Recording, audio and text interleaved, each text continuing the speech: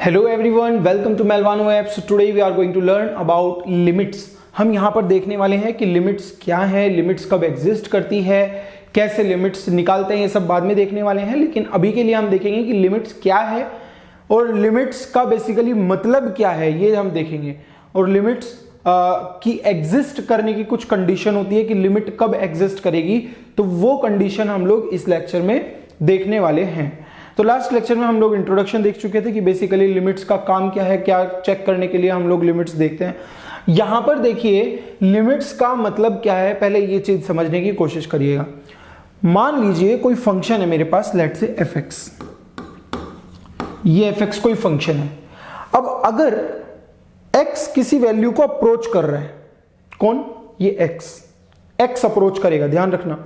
x मान लीजिए किसी वैल्यू को अप्रोच कर रहे हैं, लेट से c को, हमने मान लिया x की वैल्यू c नहीं है, x इक्वल टू c नहीं है, x c को अप्रोच कर रहा है, c के नजदीक है, ठीक है। अब क्या होगा, जैसे मान लो जब x आपका c को अप्रोच कर रहा है तो हम मान लेते हैं कि fx l को अप्रोच कर रहा होगा। मतलब जब fx जो है c को अप्रोच कर रहा होगा तब x l को अप्रोच कर रहा होगा, ठीक। यहां पर यह जरूरी नहीं है कि अगर x की वैल्यू c हो तो f ऑफ c l ही हो, ऐसा जरूरी नहीं है, नॉट नेसेसरी। तो यह चीज याद रखेंगे थोड़ा सा। x टेंड्स टू और x इक्वल्स टू, दोनों में जमीन आसमान का अंतर है। x टेंड्स टू c मतलब fx टेंड्स टू l, और x इक्वल्स टू c और f of c equal to l, दोनों में बहुत अंतर है, ठीक है। तो यहां पर क्या बोल रहे हैं, suppose fx is a real valued function and c is a real number. तो जो इस चैप्टर में हमारे पूरा जो एक्सप्रेशन यूज होने वाला है वो ये है, ये इंपॉर्टेंट है। आपको क्या देखना है इसमें, इसको हम रिप्रेजेंट किस तरह से करते हैं, ये जो कंडीशन, जो पिक्चर मैंने आपको बताई, इसको रिप्रेजेंट कैसे करेंगे, वो हम रिप्रेजेंट करते हैं लिमिट। जब हम अप्रोच की बात करते हैं ना, तब हम लिमिट का यूज करेंगे। तो लिमिट x कहां को टेंड कर रहा है, हमारा c को। अब लिमिट निकाल किसकी रहे हो, fx की, तो यहां पर fx और लिमिट आ क्या रही है, l। मतलब कहने का यह हुआ कि जब x c को अप्रोच करेगा तो fx l को अप्रोच कर रहा होगा। वही यहां पर लिखा है, means that fx can be as close to l as desired by making x sufficiently close to c। Okay, अब यहां पर इंपॉर्टेंट चीज क्या है वो समझिए। देखिए जरूरी नहीं है, आपको ऐसा लग रहा होगा कि sir x tends to c, fx लिखा है तो इसमें हम x की जगह c रख देंगे तो f of c equals to l आ गया। तो c की f of c equals to क्या आ रहा है हमारा, l, है ना। करना वही है, मैं ये नहीं कह रहा हूं कि आप इस x को x इक्वल टू c इसमें नहीं रखोगे, करना वही है बेसिकली, लास्ट में जाते जाते वही करेंगे। लेकिन देखिए ऐसा हो सकता है कि f ऑफ c जो है वो l ना आए, f ऑफ c जो है वो l ना आए। x जब c को अप्रोच कर रहा होगा तब fx l को अप्रोच कर सकता है, लेकिन जरूरी नहीं है कि c पर fx की वैल्यू l आए। ये चीज हम अभी आगे एग्जांपल में देखने वाले हैं। तो यहां पर ये नोट डाल के लिख लीजिएगा, this statement is true even if f of c is not equals to l। अगर ये दोनों आपस में बराबर नहीं भी है, इक्वल नहीं भी है, तब भी ये लिमिट एग्जिस्ट कर सकती है, तब भी ये जो एक्सप्रेशन है ये हमारा ट्रू रहेगा। Indeed that the function fx need not even be defined at c। तो यहां पर ये जो कंडीशन है ये हमारा लिमिट्स का पूरा पिक्चर है। नेक्स्ट अगर हम देखें तो ये तो बेसिकली हमने रिप्रेजेंटेशन की बात की। अब मान लीजिए मैं एक एग्जांपल ले लेता हूं, fx equals to x upon x square plus 1। अब इसमें हम क्या करेंगे, यहां पर हम x की वैल्यूज डालेंगे। मान लीजिए ये fx ये 2 है हमारा, यहां पर ये क्या है, x इक्वल टू 2। जब आप x इक्वल टू 2 इस एक्सप्रेशन में रखते हैं तो आपको ये वैल्यू मिलेगी 0.4, ठीक है। अब हम क्या करेंगे, अब हम x को 2 के इधर से लाएंगे और 2 के इधर से लेके आएंगे। मतलब इधर से भी कुछ वैल्यू खींच के लाएंगे और इधर से भी कुछ वैल्यू खींच के लाएंगे। जैसे यहां पर आप देख सकते हो मैंने इधर 1.9 से वैल्यूज बढ़ाई हुई है 2 की तरफ, और इधर अगर आप देखो तो 2.1 से वैल्यूज घटाई हुई है 2 की तरफ। देख रहे हो, मतलब इधर 1.9 ले लिया, इधर 2.1 ले लिया, और इधर से हम x की वैल्यूज को 2 की तरफ अप्रोच कर रहे हैं। देखो 2.1, 2.01, 2.001, इधर 1.9, 1.99, 1.999 और फिर 2 आ रहा है। तो मतलब हम क्या कर रहे हैं, x को दोनों तरफ से हम अप्रोच करा रहे हैं 2 की तरफ। तो x किसकी तरफ अप्रोच कर रहे हैं, 2 की तरफ। अब हम देखते हैं कि fx किसकी तरफ अप्रोच करेगा। fx की वैल्यू क्या होगी उससे मेरे को मतलब नहीं है अभी। अब देख रहे हैं कि fx किस तरफ अप्रोच कर रहा है अभी, इसीलिए आप चाहो तो इस वैल्यू का भी छुपा के रख सकते हो, ठीक है। अभी हमें नहीं पता है, मान लो हमें पता ही नहीं है कि उसकी वैल्यू 0.4 आएगी, ठीक है। तो अब तो आप सोच रहे होंगे सर आपको तो पता है 0.4 आएगी तो आप तो ऐसे ही लिख दोगे। अभी नहीं, आपको भी दिखेगा कि 0.4 होनी चाहिए, मतलब उसकी अप्रोचिंग वैल्यू 0.4 होनी चाहिए। कैसे, देखिए यहां पर 2.1 पर जब आप वैल्यू कैलकुलेट करोगे इसमें डाल के, तो आपको ये रिजल्ट मिलता है 0.3882, ठीक। चिंता मत करना, हाथ से नहीं करनी है, आप यूज कर सकते हैं यहां पर। उसके बाद 2.01 जब इसमें डालोगे तो आपको ये वैल्यू मिलेगी। आप देख रहे हो वैल्यू बढ़ रही है, वैल्यू बढ़ रही है यहां पर, है ना। फिर यहां पर 2.001 पर करोगे तो ये बन जाएगा, तो ये वैल्यू मिलने लगेगी। फिर जब आप 2.0001 पर जाओगे तो आपको फिर 3.999 ऐसा कुछ मिलेगा शायद, तो कैलकुलेट करके देख लेना, ये मिल रहा है तो ठीक है।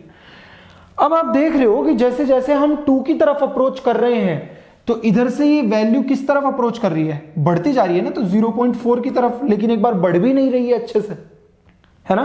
तो हम ये देख पा रहे हैं कि 0.4 की तरफ अप्रोच कर रही है उधर से। तो इधर से चेक करते हैं, जैसे 1.9 पर देखिए, 1.9 जब आप इसमें पुट करेंगे तो आपको ये वैल्यू मिलेगी।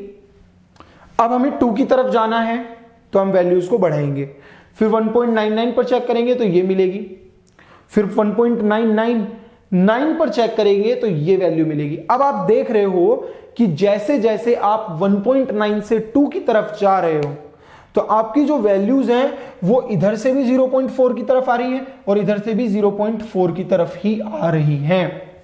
देख पा रहे हैं, मतलब इधर से जो वैल्यूज है वो भी 0.4, इधर से जो वैल्यूज है वो भी 0.4।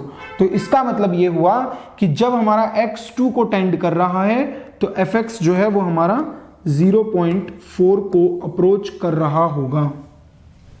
तो ये यहां पर ये है अप्रोचिंग वैल्यू का मतलब। अब यहां पर क्या है, देखिए ये क्या बोल रहे हैं कि as x approaches to fx approaches 0.4 and hence we have limit x tends to 2 fx equal to 0.4। ये जो लिमिट वैल्यू है ये हमारी x 0.4 आ जाएगी। अब यहां पर क्या होता है कि अगर मान लीजिए f of 2 भी हमारा 4 हो गया, 0.4 हो गया, अगर f of 2, ये वैसे बाद में आएगी ये चीज तो चिंता मत करना, f of 2 अगर 4 हो गया तब हम इस फंक्शन को कंटिन्यूअस बोल देते हैं। वहां पे हम डिटेल में समझेंगे कि क्यों इसको हम कंटिन्यूअस बोलते हैं इसके बराबर हो जाने से। वो चीजें अभी आने वाले लेक्चर्स में क्लियर होती चली जाएंगी। अभी के लिए बस इतना समझ लो कि जैसे यहां पर x हमारा 2 को अप्रोच कर रहा है वैसे fx जो है वो हमारा 0.4 को अप्रोच कर रहा होगा। आई होप यहां तक क्लियर है। नेक्स्ट इसी तरह का हम एक और एग्जांपल लेकर देखते हैं। जैसे मैं यहां पर बात करूं कि fx इक्वल्स टू जो है वो हमारा x-1 अपॉन रूट x-1 है। ओके शाबाश। अब अगर हम इसमें x इक्वल टू 1 पुट कर दें, अगर हम इसमें x इक्वल टू 1 पुट कर दें तो क्या बन जाएगा, ऊपर देखो x-1 0, मतलब 1-1, रूट 1-1 वो भी 0। तो आप देख पा रहे हो कि 0/0 फॉर्म बन रही है, 0/0 फॉर्म, जो कि आपको एक इनडिटर्मिनेट फॉर्म होती है, कुछ भी नहीं मिल सकता यहां से। अब यहां पर अपने को क्या करना रहेगा, इसमें भी हम ये लिमिट वाला जो कंसेप्ट है वो लगाएंगे। आप इधर देखिए, इधर से मैंने 0.9 लिया है और इधर से 1.1 लिया है, ठीक है। तो हम बोल रहे हैं कि जैसे जैसे x 1 को अप्रोच करेगा तो जो fx है वो किस वैल्यू को अप्रोच करेगा, क्या वैल्यू होगी, वैल्यू तो निकल ही नहीं रही है उसकी 1 पे, किस वैल्यू को अप्रोच करेगा वो हम देखने वाले हैं। तो यहां पर अगर आप इसमें 0.99 पुट करते हैं x की जगह तो आपको 1.99 मिलेगा, 0.9 पुट करेंगे तो 1.95 मिलेगा, फिर 1.99 मिलेगा, फिर इधर देखिए 1.999 मिलेगा। तो आप देख रहे हो कि इधर वैल्यूज बढ़ती जा रही हैं। क्या आप देख सकते हो कि किसकी तरफ बढ़ती जा रही है, आपको क्या लगता है किसकी तरफ बढ़ती जा रही है, 2 की तरफ। आपको दिख रहा है, पहले 1.95 था, फिर 1.99 हुआ, फिर 1.999 हुआ, फिर 1.9999 हो जाएगा, और ऐसे करते करते करते करते वैल्यूज जो है हमारी 2 की तरफ इंक्रीज कर रही हैं। इधर से अगर देखा जाए तो अगर हम 1.1 पर देखें तो 2.10 मिलेगी, 1.01 पर देखें तो 2.010 मिलेगी, वैसे 1.001 पर देखें तो 2.001 मिलेगी। इधर भी आप देखो तो वैल्यूज 2 की तरफ घट रही हैं, लेकिन अप्रोच 2 को ही कर रहा है। ठीक है, आप यहां पर देख सकते हो कि f(1) अनडिफाइंड है। क्यों? क्योंकि 0/0 फॉर्म मिल रही है। f(1) अनडिफाइंड है, लेकिन उसकी लिमिटिंग वैल्यू हमें मिल गई, वो 2 होगी। तो आई थिंक ये चीज क्लियर है कि जरूरी नहीं है कि फंक्शन डिफाइंड हो, उसकी लिमिटिंग वैल्यू तो मिल ही सकती है। और लिमिटिंग वैल्यू क्या होती है? जो फंक्शन अप्रोच करता है। एग्जैक्ट वैल्यू क्या होती है? जो आपको उस वैल्यू पर मिलती है। जैसे कि आप लास्ट एग्जांपल में देख सकते हैं, यहां पर लास्ट एग्जांपल में हमारे पास 2 पर आपको जो है 0.4 मिल रहा था, और 2 पर फंक्शन की वैल्यू भी आपको मिल पा रही थी। इसको मैं मिटा देता हूं यहां से। 2 पर आपको फंक्शन की वैल्यू भी मिल पा रही थी, लेकिन नेक्स्ट जो हमारा एग्जांपल है, इसमें 1 पर आपका फंक्शन जो है वो अनडिफाइंड है। तो लिमिटिंग वैल्यू तो मिल रही है ना। लिमिट की वैल्यू मतलब ये फंक्शन किस वैल्यू को अप्रोच कर रहा है जब हम x को 1 की तरफ टेंड करेंगे। तो x को 1 की तरफ टेंड कराने से fx जो है वो हमारा 2 की ओर टेंड कर रहा है। नेक्स्ट, जैसा कि हम यहां पर एक एग्जांपल देख सकते हैं। अब मैं ये एग्जांपल आपको ग्राफ से समझाने वाला हूं कि ग्राफ से अगर हम लिमिट देखना चाहें तो हम कैसे देख सकते हैं। जैसे मान लीजिए आपके पास ये लेट से x एक्सिस है, ये मान लीजिए y एक्सिस है। ओके, अब हमें क्या बोला जा रहा है कि fx का ग्राफ है, ये यहां पर मान लीजिए x = 1 है। ठीक है, अब एक्चुअल में अगर मान लो ऊपर वाली डेफिनेशन होती, बोल रहे हैं कि ये x+1 होगी जब x 1 नहीं होगा, और जब x 1 होगा तो इसकी डेफिनेशन 3 होगी। अब मेरा एक सवाल है, अगर मान लीजिए आप यहां पर x = 1 यहां होता तो x की क्या वैल्यू होती? सॉरी, fx की।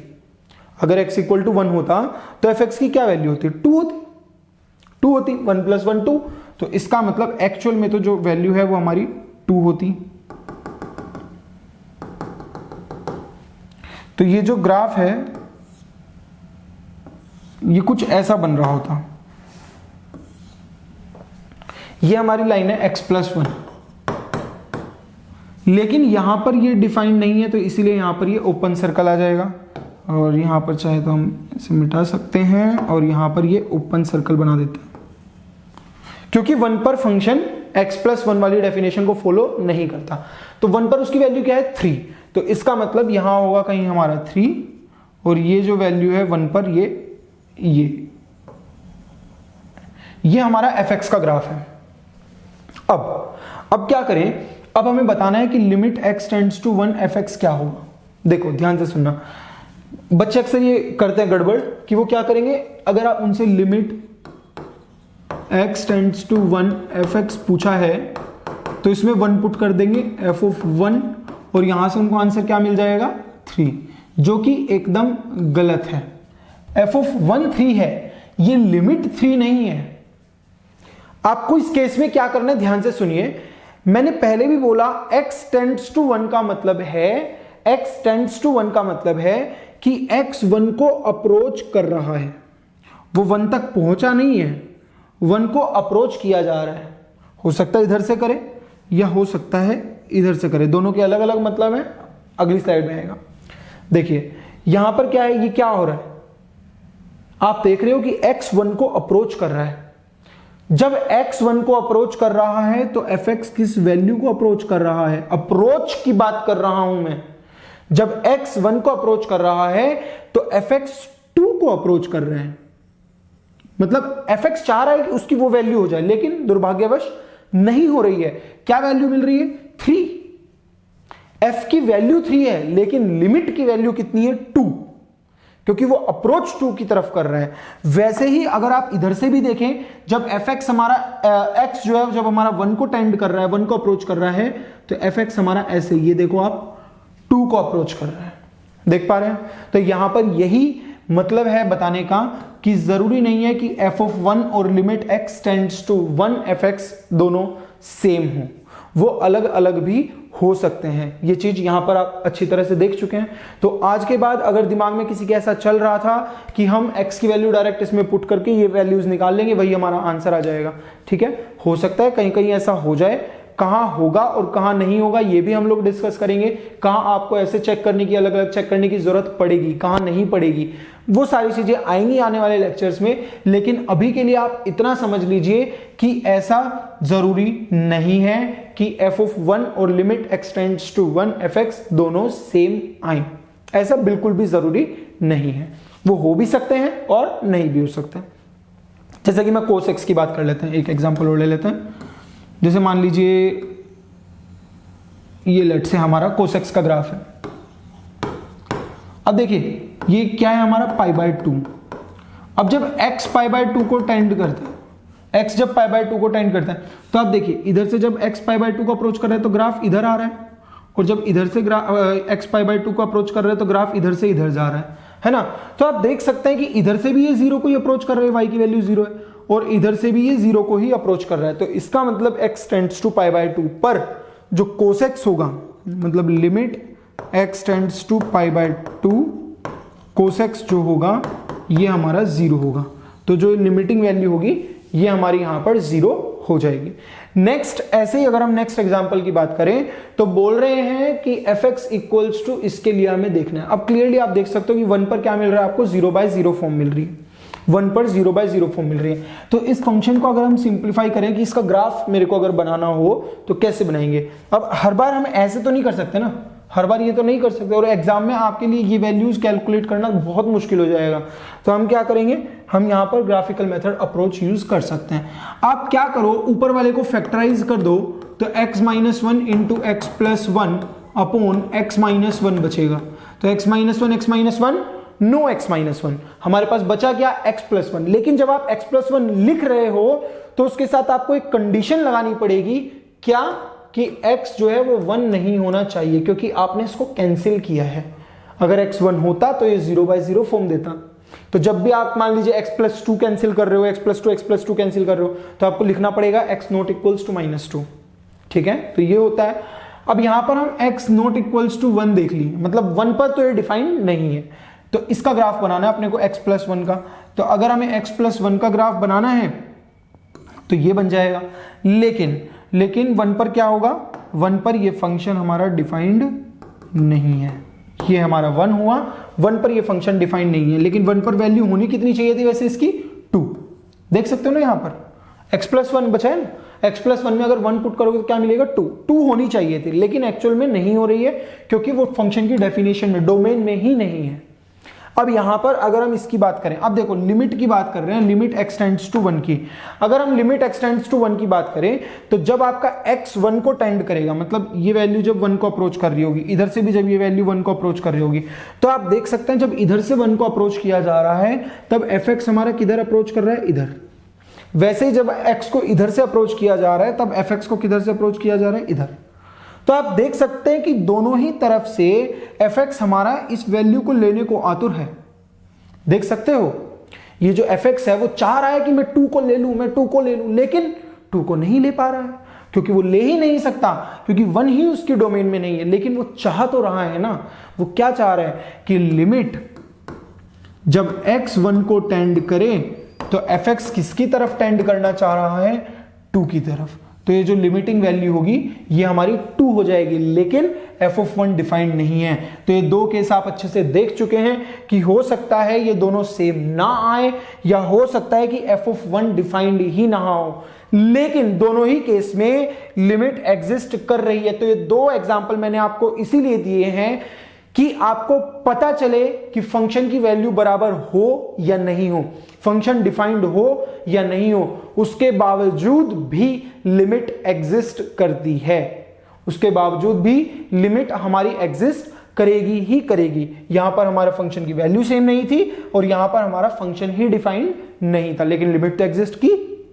नेक्स्ट अगर हम बात करें, अब देखिए लिमिट्स जो है वो हमारी बेसिकली दो तरह की होंगी, एक लेफ्ट हैंड लिमिट, एक राइट हैंड लिमिट। ठीक है, एक लेफ्ट हैंड लिमिट का मतलब क्या है, लेफ्ट हैंड मतलब आप ये चीज देखिए, मान लीजिए ये हमारा ग्राफ है, ठीक है। अब ये हमारा लेट से x इक्वल टू a है और ये इस पर हमें मिल रहा है f ऑफ a। ओके, अब यहां पर देखिए ए का लेफ्ट हैंड कौन सा है, मैं ऐसे खड़ा हो जाता हूं, ये क्या है मेरा लेफ्ट हैंड, तो मतलब ए के इस साइड जितनी भी हम कन्वर्सेशन करेंगे वो सारी लेफ्ट हैंड लिमिट की होंगी, लेफ्ट हैंड साइड, और ये वाला हैंड मेरा राइट हैंड, तो ए के राइट हैंड साइड में जितनी भी कन्वर्सेशन होगी वो सारी की सारी कैसी होंगी, हमारी राइट हैंड लिमिट की। तो मतलब इधर से अगर मतलब अगर ए को एक्स को अगर एक्स को नहीं ए को अगर हम लेफ्ट हैंड साइड से अप्रोच करें, ध्यान से सुनना मेरी बात, ए को अगर हम लेफ्ट हैंड साइड से अप्रोच करें तब एफ ऑफ एक्स किस तरफ अप्रोच कर रहा है वो होगी हमारी लेफ्ट हैंड लिमिट। मतलब क्या हुआ कि लेफ्ट हैंड लिमिट जो होगी वो होगी limit f x tends to ए।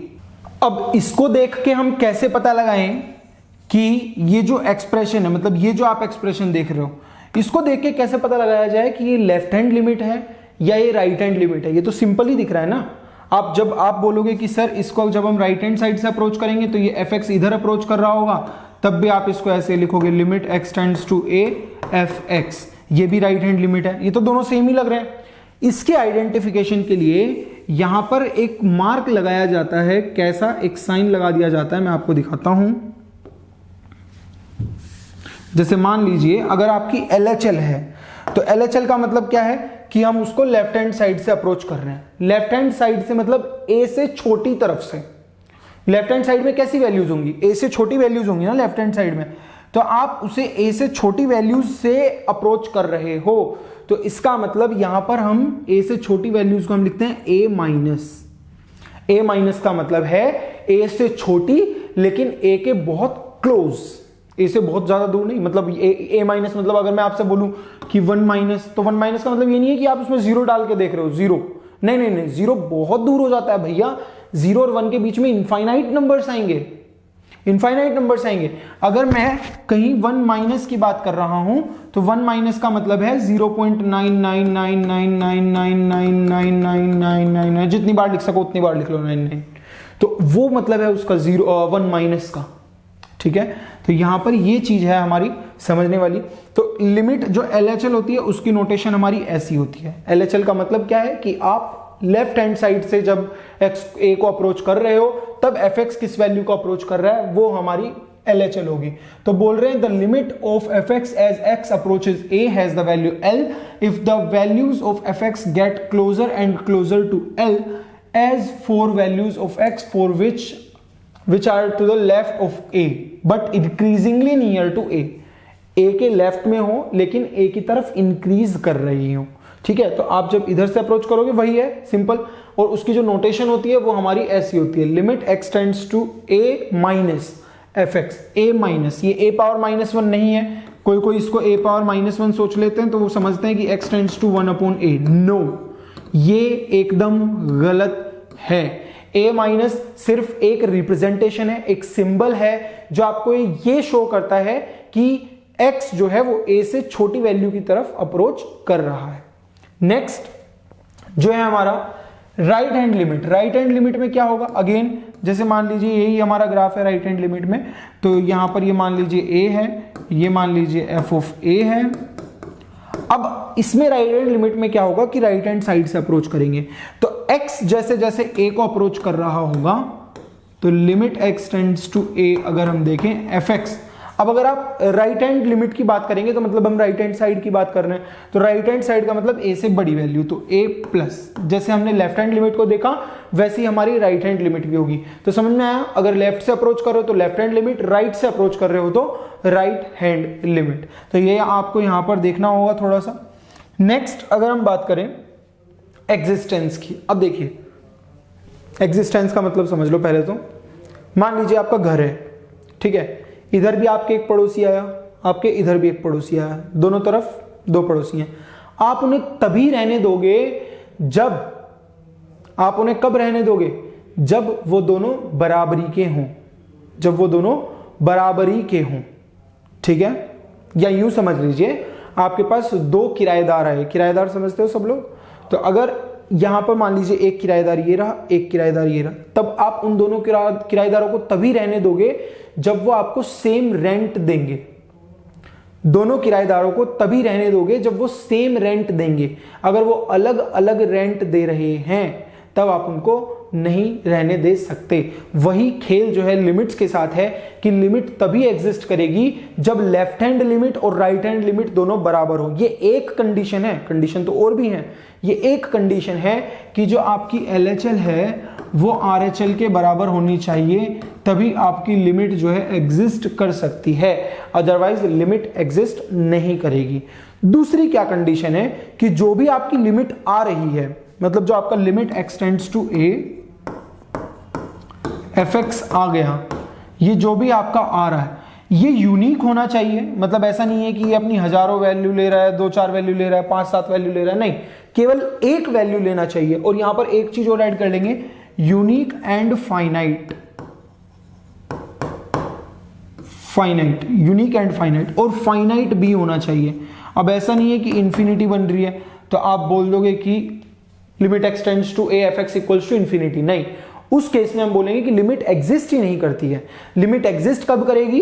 तो 3 कंडीशन आप समझ सकते हो या 2 बोल सकते हो कि RHL LHL जो है वो इक्वल होने चाहिए, और लिमिट जो है वो यूनिक होनी चाहिए और फाइनाइट होनी चाहिए। तो यूनिक भी और फाइनाइट भी। यूनिक वाला एग्जांपल मैं अभी आपको दिखा देता हूं। जैसे कि यहां पर अगर हम एग्जांपल की बात करें, क्या लिखा है कि limit x tends to 0 sign 1/x। सबसे पहले आपको क्या करना होता है, अभी के लिए कर सकते हो, यहां पर आप क्या करिए, साइन, अगर हम इसमें 0 पुट कर दें, यहां पर RHL LHL चेक नहीं कर रहे हैं, हम बता देंगे बाद में कि कहां चेक करना है कहां नहीं करना है, तो यहां पर भी अगर आप करोगे तो भी कोई दिक्कत नहीं है और नहीं करोगे तो भी दिक्कत नहीं है। अगर आप RHL LHL नहीं भी चेक करें, डायरेक्ट लिखते हैं अगर, तो ये 1/0 बनेगा, ये 1/0 बनेगा। अब साइन 1/0 का मतलब साइन इनफाइनाइट। अब आधों को लग रहा है कि इसकी वैल्यू जो है वो इनफाइनाइट हो जाएगी, ये जिसको लग रहा है वो एकदम गलत है। क्यों गलत है? क्योंकि साइन इनफाइनाइट कभी इनफाइनाइट हो ही नहीं सकता। अरे साइन की तो हमने रेंज पढ़ी है कि वो तो हमेशा कहां से कहां रहता है, -1 से 1 में रहता है, फिर उसकी वैल्यू इनफाइनाइट कैसे हो सकती है? कभी नहीं हो सकती साइन इनफाइनाइट की वैल्यू इनफाइनाइट। लेकिन हाँ, अगर उसका एंगल जो है वो इनफाइनाइट हो रहा है तो इसका मतलब x की वैल्यू कहीं दूर इंफिनिटी पे जा रही है, और उस इंफिनिटी पे वैल्यू क्या होगी -1 से 1 के बीच में, ये हम नहीं जानते। -1 से 1 के बीच में वैल्यू क्या होगी ये हम नहीं जानते। जैसे कि यहां पर अगर मैं आपसे बात करूं कि साइन और ये 360000000000000000000000000000 पता नहीं कितनी जीरो है, और उसके बाद 180, तो इसकी वैल्यू आप क्या देखोगे, 0 लिखोगे ना, क्योंकि बेसिकली ये साइन 180 है। इस पूरे को तो ये तो पूरा 360 का मल्टीपल हो जाएगा, तो 360 का मल्टीपल प्लस 180, तो 360 का मल्टीपल तो 0 के बराबर हो जाएगा और साइन 180 आपको 0 दे देगा। वैसे ही अगर मान लीजिए यहां पर 90 होता तो ये 1 दे देता, है कि नहीं? तो यहां पर ये क्या हो रहा है, बेसिकली आप डिसाइड नहीं कर पा रहे हो कि साइन इंफिनिटी की वैल्यू हम क्या दें। -1 से 1 के बीच में वो कुछ भी हो सकता है, तो इसका मतलब इसकी नॉन यूनिक वैल्यू होगी। नॉन यूनिक वैल्यू होने की वजह से हम बोल सकते हैं that limit does not exist. क्योंकि इसकी नॉन यूनिक वैल्यू हो रही है, इसीलिए हम बोल रहे हैं कि ये लिमिट एग्जिस्ट नहीं करती। तो ये रीजंस हैं, अलग अलग रीजन। यहां पर अगर आप LHL RHL भी चेक करते हो तो वो भी आपको अलग अलग मिलेंगे। जैसे कि यहां पर अगर हम देखें 0+ रखोगे तो आपको मिलेगा साइन 1/0+। 0+ मतलब 0 से बड़ा, 0 से बड़ा मतलब पॉजिटिव नंबर होगा, तो इसका मतलब 1/0 जो है ये आपको प्लस इंफिनिटी देगा। लेकिन वहीं अगर आप 0- की बात करें, LHL की अगर हम बात करें 0- की, तो 0- मतलब 0 से छोटा, और 0 से छोटा कुछ भी नंबर होगा वो नेगेटिव ही होगा, तो इसका मतलब ये साइन माइनस इंफिनिटी। अब हो सकता है दोनों बराबर हो जाए, हो सकता है दोनों बराबर ना हो, ठीक है, तो इसमें तो हम कमेंट नहीं कर सकते थे, लेकिन हमें यह जरूर पता है कि sine infinity non unique value देगा, इसीलिए हमारी लिमिट एग्जिस्ट नहीं कर सकती। नेक्स्ट अगर हम एग्जांपल की बात करें तो नेक्स्ट है हमारा mod x/x। ये फंक्शन देखा हुआ है? नहीं है देखा हुआ? देखा हुआ है फंक्शन में, कहां देखा है ये फंक्शन mod x/x? ये पढ़ा है, इसका एक लेक्चर है पूरा। सिग्नम x है ये सिग्नम x का ग्राफ जानते हैं, ये हुआ ये -1 ये 0, ये ओपन सर्कल 1 पर, ये होता है हमारा सिग्नम एक्स का ग्राफ। ये सिग्नम एक्स का ग्राफ है, मोड एक्स अपॉन एक्स को ही हम सिग्नम एक्स बोलते हैं। अब अगर हमें limit x tends to 0 check करना है तो मैं ग्राफ से भी बता दूंगा, अभी पहले थ्योरेटिकली देख लेते हैं। अगर limit x tends to 0 plus हमें बताना है तो सबसे पहले हम निकाल लेते हैं LHL। तो अगर हम LHL की बात करें तो मतलब आप 0 माइनस पर बात करेंगे, और 0 माइनस पर, 0 माइनस का मतलब क्या है कि 0 से छोटा लेकिन 0 के बहुत नजदीक। तो 0 से छोटे का मतलब क्या हुआ, देखो जो 0 से छोटा होगा उस पर मोड एक्स माइनस एक्स से खोलेंगे। क्यों? क्योंकि 0 से छोटे का मतलब है कि आप मॉड्यूलस के अंदर नेगेटिव वैल्यू पुट कर रहे हो, और जब मॉड्यूलस के अंदर नेगेटिव वैल्यूज आती हैं तो मैंने आपको बताया था कि मॉड्यूलस को हम फिर नेगेटिव साइन के साथ खोलते हैं। मतलब मोड एक्स को हम क्या लिख देंगे, माइनस एक्स, और नीचे का एक्स तो एज इट इज रहेगा, एक्स और माइनस एक्स कैंसिल होकर आपको -1 दे देंगे। तो अब यहां पर एक्स कुछ है ही नहीं, तो आप पुट करते रहो, कुछ भी पुट करते रहो, फाइनल आंसर कितना बन जाएगा, -1। तो इसीलिए जो हमारी LHL है वो तो हमारी -1 आ गई। अब हम देखते हैं RHL क्या आ रही है। RHL की बात करें तो यहां पर RHL का मतलब क्या है, x टेंड्स टू 0 प्लस, और जब x 0 प्लस होगा मतलब x जो है वो हमारा पॉजिटिव है, और जब हमारा x पॉजिटिव होता है तो ये चीज हम देख चुके हैं कि मॉड्यूलस को हम एज इट इज खोल देते हैं विदाउट एनी नेगेटिव साइन। तो मोड x जो है वो हमारा x हो जाएगा। तो यहां पर ये बन जाएगा हमारा मोड x की जगह x लिख देंगे तो x अपॉन x बन जाएगा, x से x को कैंसिल कर देंगे तो फाइनली बचेगा कितना, 1। तो यहां पर ये आंसर जो है ये हमारा RHL जो है हमारी 1 बन जाएगी। देखिए LHL आ रही है -1 और RHL आ रही है 1, तो क्या ये दोनों बराबर है, क्या ये दोनों इक्वल है, नो, क्योंकि यहां पर RHL is not equals to LHL, तो it means limit does not exist, limit यहां पर एग्जिस्ट नहीं करेगी। अगर हम, ये तो बात है हमारी पूरी थ्योरी से, अगर हम ग्राफिकल पोर्शन की बात करें तो ग्राफ से क्या होगा, देखिए समझिए, जैसे यहां पर अगर x को 0 को अगर हम लेफ्ट हैंड साइड से अप्रोच करते हैं, मान लीजिए इस साइड से हम अप्रोच कर रहे हैं, तो fx किस वैल्यू को, जब 0 से छोटा है तब इधर से अप्रोच कर रहे हैं ना, तो आप देख रहे हो कि -1 को अप्रोच कर रहे हैं, तो LHL जो है वो हमारा -1 आ रहा है। वैसे ही जब x 0 जो है वो आपका राइट हैंड साइड से अगर हम अप्रोच करें तो ग्राफ जो है वो हमारा इधर अप्रोच करेगा, तो वो 1 को अप्रोच कर रहा है। तो यहां पर जो RHL है वो इसीलिए हमारी 1 है, और LHL जो है वो -1 है, क्योंकि ये दोनों ही इक्वल नहीं है, तो इसीलिए जो फंक्शन होगा उसकी लिमिट एग्जिस्ट नहीं करेगी x टेंड्स टू 0 पर। तो ये हुआ बेसिकली लिमिट के एग्जिस्ट कराने की कंडीशन। नेक्स्ट लेक्चर में हम और भी इंटरेस्टिंग चीजें देखने वाले हैं, जैसे कि मतलब आपका लिमिट आपको कब कब चेक करनी रहेगी, कब कब कहाँ आप डायरेक्ट निकाल सकते हो, कब कब आपको ये LHL RHL अलग अलग देखने पड़ेंगे। तो ये सारी चीजें बहुत ही इंटरेस्टिंग चैप्टर है, और आगे आने वाले जो लेक्चर्स होने वाले हैं वो बहुत ही मजेदार होने वाले हैं। So this is all about this lecture. So I hope you did follow this lecture. See you in the next one. Thank you.